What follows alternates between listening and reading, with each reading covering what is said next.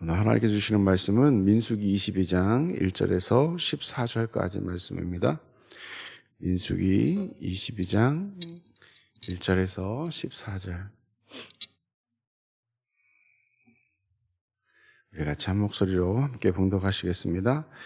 이스라엘의 자손이 또 그를 떠나 모압 평지에 진을 쳤으니 요단 건너편 곧 여리고 맞은편이더라.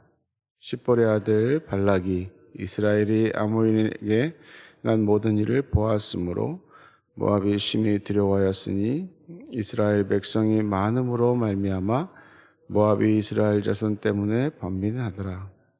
미디안 장로들에게 이르되 이제 이 무리가 소가 밭에 풀을 뜯어먹은 같이 우리 사방에 있는 것을 다 뜯어먹으리로다 하니 그때 십볼의 아들 발락이 모압 왕이었더라. 그가 자신을 보올의 아들 발람의 고향인 강가 부도레에 보내어 발람을 부르게 하여 이르되 보라, 한 민족이 애굽에서 나왔는데 그들이 지면에 덮여서 우리 맞은편에 거주하였고 우리보다 강하니 청하건대 와서 나를 위하여 이 백성을 저주하라. 내가 혹 그들을 쳐서 이겨 이 땅에서 몰아내리라. 그대가 복을 비는 자는 복을 받고 저주하는 자는 저주를 받을 줄을 내가 알미니라. 모압 장로들과 미디안 장로들이 손에 복채를 가지고 떠나 발람에게 이르러 발락의 말을 그에게 전하매 발람이 그들에게 이르되 이 밤에 여기서 유숙하라. 여호와께서 내게 이르시되 너에게 대답하리라.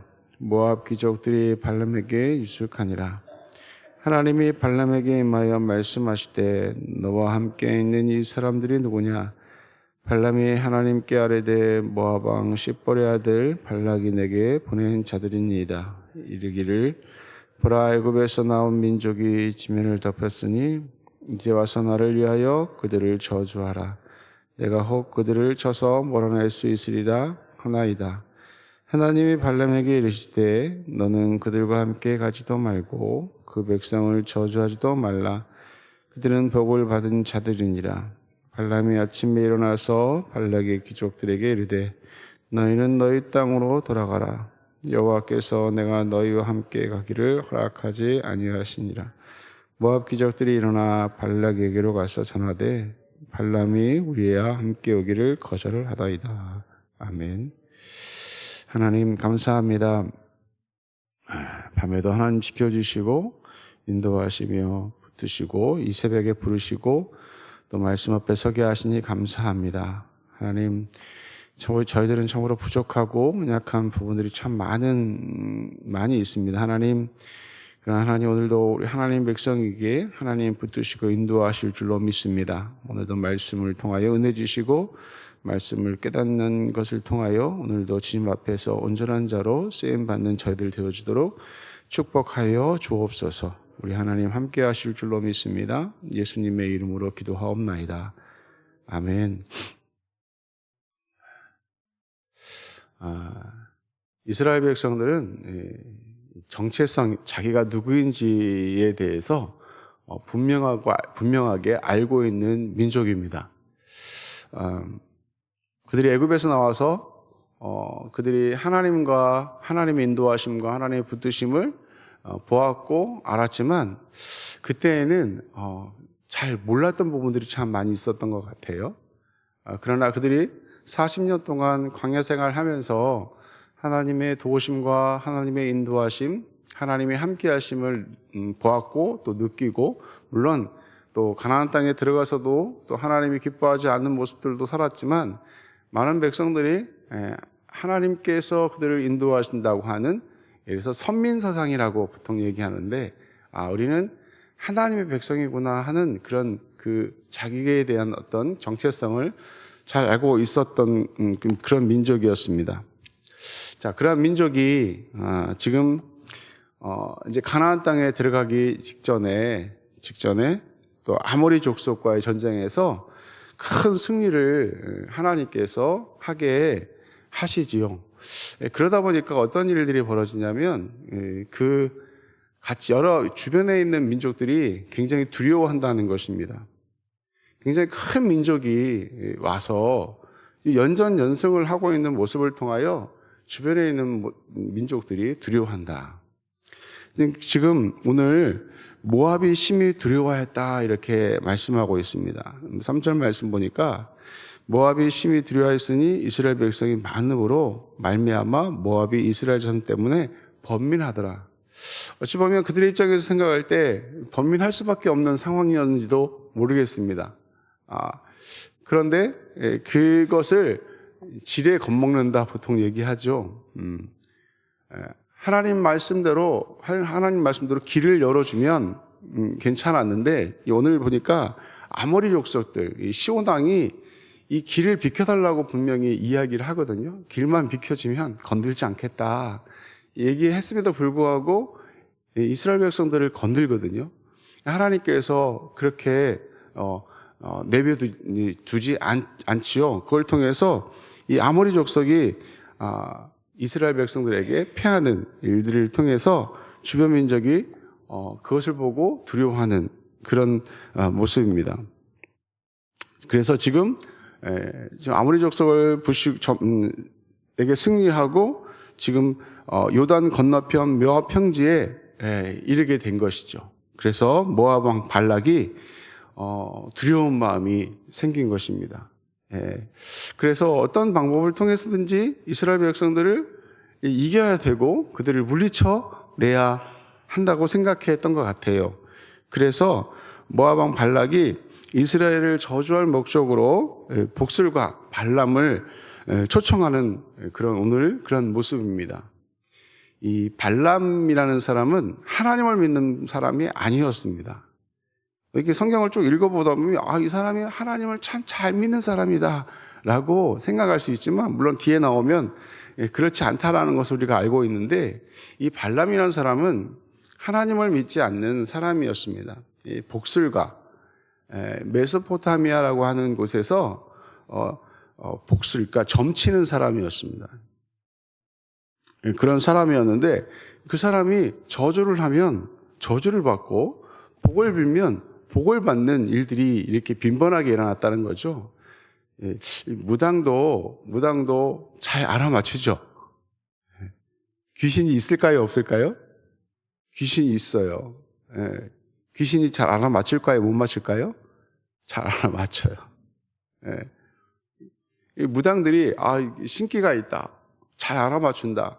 이게 뭐 맞는 얘기가 아니야 라는 것이 아니라 잘 알아맞혀요. 근데 그건 하나님이 하시는 것이 아니라 귀신이 하는 것이에요.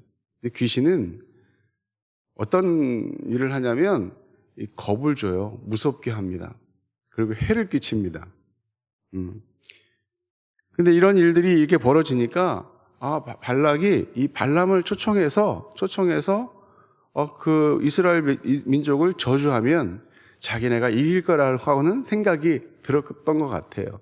그래서 이 메소포타미아에 있는 이 발람을 이렇게 돈을, 오늘 복채라고 나오는데 이 복채를 줘가면서 초청하려고 하는 것입니다.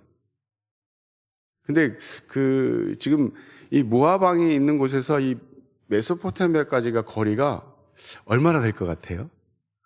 옆에 있는 옆 동네가 아니었습니다. 이게 한 600km 정도? 600km면 서울에서 부산 가는 거리 한 2배 정도 되는 거죠. 왔다 갔다 정도 되는 먼 거리임에도 불구하고 그렇게 소문이 아주 많이 났었던 것 같아요. 그래서 어떤 방법을 통해서든지 발람을 초청해서 이스라엘을 이겨내야 자기가 살 수 있다고 생각했다는 것이죠. 그런데 발람에게 하나님께서 나타나셨습니다. 이 발람도 그 당시에는 이 유일신을 믿는 것이 아니라 그냥 인정했다는 것이죠. 일본을 가보니까 일본도 예수님 믿는 사람들도 있습니다. 근데 예수님도 하나의 신으로 생각을 해요. 그래서 그냥 인정을 합니다. 이렇게.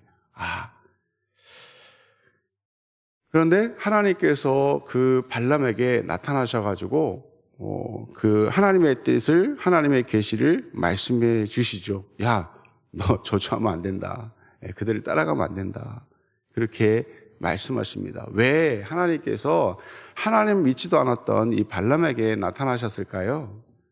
그것은 하나님께서 이스라엘 백성들과 약속하셨고, 하나님은 이스라엘 백성들의 하나님이시기 때문에 누구를 보호하고자 하는 것이죠?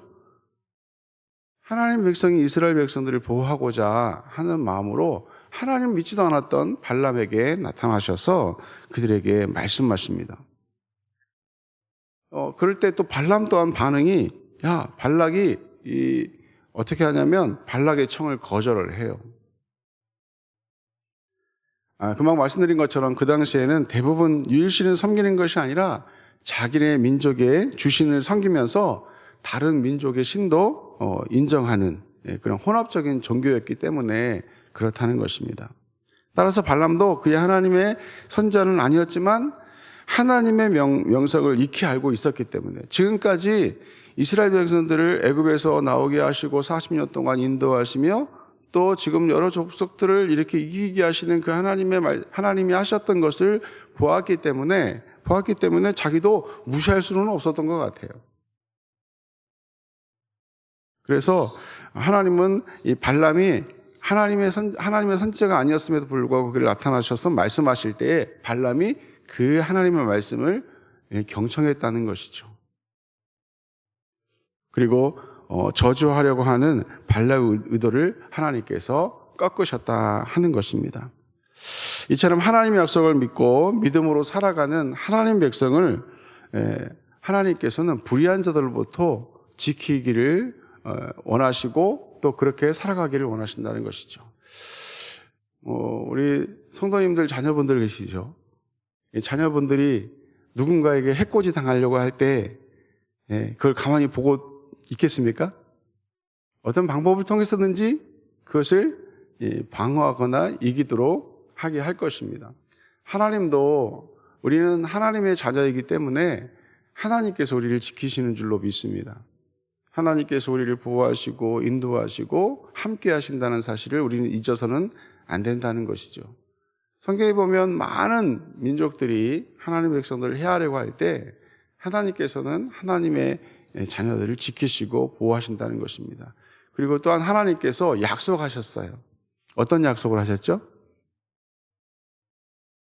너희들을 가나안 땅으로, 젖과 꿀이 흐르는 가나안 땅으로 인도하겠다고 약속을 하셨습니다. 그 약속의 말씀을 하나님은 반드시 지키신다는 거죠. 그리고 이스라엘 백성 또한 하나님의 말씀을 굳건히 믿고 믿음으로 살아가는 것이죠. 이것이 우리가 하나님의 자녀로서의 삶을 살아가는 것입니다. 오늘도 하나님께서 우리를 사랑하신다는 사실을, 하나님께서 우리를 붙드신다는 사실을 잊어서는 안 된다는 것이죠. 그리고 나는 누구다? 하나님의 자녀다. 이 사실을 잊어버리면 안 돼요. 이게 분명한 우리의 정체성입니다. 우리가 세상 속에서 같이 이렇게 더불어 살아가고 있지만 우리의 분명한 정체성은 하나님의 자녀이다. 이것을 잊어서는 안 되고 하나님의 자녀이기 때문에 또한 하나님께서 지키신다는 사실을 또는 이것 또한 잊어서는 안 된다는 것이죠. 그래서 악한 마귀 사탄이 우는 사자와 같이 우리를 삼킬 자를 두루 찾아 헤맨다 할지라도 누가 지키신다? 하나님께서 우리를 지키신다. 이것을 우리가 강하게 믿고 의지하면서 오늘도 하나님의 자녀로 살아가시기를 예수님의 이름으로 간절히 축원합니다. 오늘